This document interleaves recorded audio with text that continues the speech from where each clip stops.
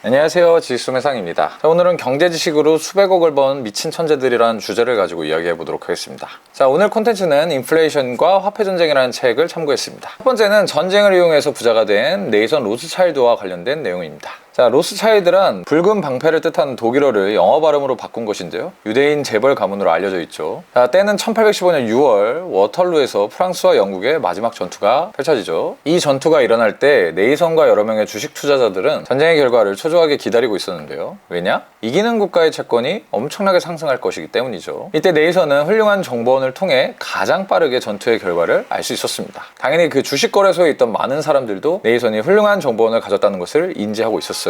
그래서 전쟁의 결과를 알고 있는 정보원이 도착하자마자 모두가 긴장을 했습니다. 그리고 네이선이 정보를 듣자마자 다소 경직된 표정으로 가지고 있던 영국 채권을 모조리 팔았다고 해요. 자, 우리가 알고 있는 지식으로는 워털루 전투의 승자는 영국일 텐데 왜 영국의 채권을 팔았을까요? 이것을 본 주식거래소 안의 모든 사람들이 가지고 있던 영국 채권을 모조리 팔았다고 합니다. 왜냐면 당연히 영국이 졌다고 생각을 할 수밖에 없었기 때문이죠. 그렇기 때문에 영국 채권 가격이 어떻게 되나요? 떡락하죠. 근데 이때 바닥이 된 채권을 이 네이선이 다시 싼 값에 긁어 모았다고 합니다. 그 뒤에는 어떻게 됐겠어요? 당연히 영국의 승리가 알려졌을 테고 그 이후에 채권 가격은 미친듯이 상승을 했겠죠. 이로 인해 로스차일드 가문이 폭발적으로 성장했다는 음모론이 존재합니다. 실제로도 로스차일드 가문은 세계를 좌지우지할 정도로 엄청난 부자 가문이었다고 합니다. 두 번째로는 미시시피 버블과 존 로와 관련된 이야기입니다. 자, 윌리엄 로라는 금 세공사가 있었는데요, 귀족들이 금을 맡기면 보관한 만큼 영수증을 발행했다고 해요. 근데 어느 날부터 귀족들이 금을 찾으러 오지 않았다고 합니다.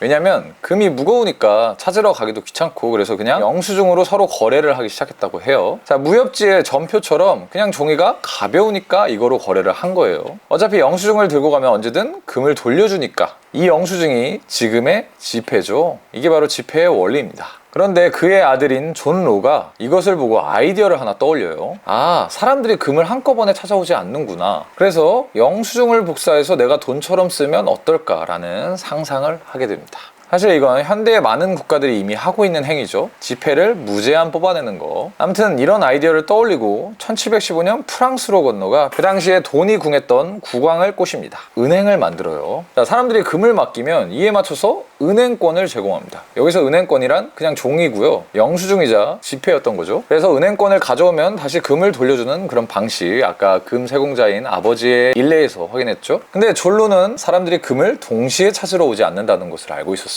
그래서 은행권을 마음껏 발행하는 게 가능하다는 것을 알고 있었습니다. 돈 복사죠. 그리고 국왕은 은행권을 통해 세금을 납부할 수 있게 했습니다. 그러니까 은행권의 신뢰도가 올라가기 시작하죠. 아까 금처럼 사람들이 은행권으로 거래를 하기 시작하는 겁니다. 근데 이 당시에는 한창 신대륙을 탐험하면서 엄청난 보물을 찾아다니던 대항해 시대였거든요. 역시 존 로는 이 기회를 놓치지 않고 회사를 하나 설립합니다. 이게 바로 서인도 회사예요. 이 서인도 회사가 뭐냐, 그 당시 탐험가들은 서쪽으로 가면 인도가 나올 줄 알고 여행을 떠났는데 아메리카 대륙이 있었죠. 그 아메리카 대륙을 서인도라고 칭했습니다. 거기에 가서 자원을 캐오겠다는 그런 회사라고 볼 수 있어요. 그리고 이 회사의 주식을 발행해서 팔기 시작합니다. 주식도 종이죠. 그리고 은행권을 가지고 있는 사람들은 손쉽게 이 주식과 교환을 할 수 있었습니다. 그러니까 은행권을 통해 주식을 산 거죠. 그러니까 금이 은행권이 되고 주식으로 된 겁니다. 이때 서인도 회사 주식은 미친 듯이 떡상을 했다고 해요. 뭐 국가에서도 주식 구매를 장려하니까 뭐 당연한 결과죠. 하지만 생각보다 아메리카 대륙에 자원이 없다는 게 들통이 나자 주식 가격이 폭락하기 시작합니다.